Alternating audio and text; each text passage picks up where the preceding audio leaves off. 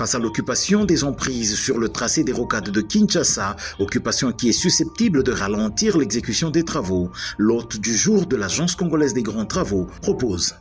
La rocade que nous sommes en train de visiter, c'est une route de 4 bandes, des allées, des retours, d'une largeur de près de 20 mètres. Ça nécessite des expropriations. C'est là que nous lançons un appel à la partie étatique, particulièrement au ministre d'État, ministre des ITP, le ministre d'État, ministre des Affaires foncières, le ministre d'État, ministre de l'Aménagement du territoire, le ministre de la Justice, ainsi que les autres services, les ministres de l'urbanisme aussi, ainsi que les services impliqués dans le processus d'expropriation.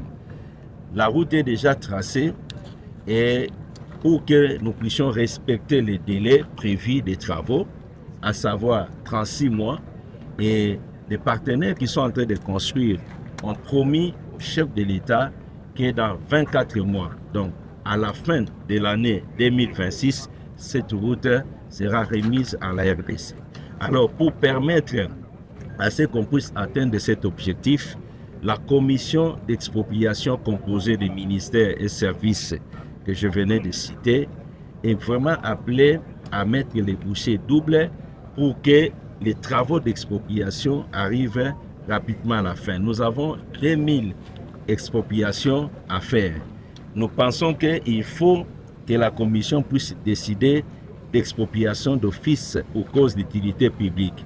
Parce qu'on ne peut pas arrêter et attendre que les gens négocient et tout ça, ça donne du retard. On doit faire des expropriations d'office et mettre les personnes expropriées à la disposition de la commission pour que la commission puisse décider des indemnisations. Jules Lingueté promet d'inspecter dans les tout prochains jours les 850 km de la route nationale numéro 1 allant de Mbujimayi à Ngouba et aussi le 220 km de la route Kananga-Kalamba-Mbuji, tous financés par le programme sino-congolais tel que révisé.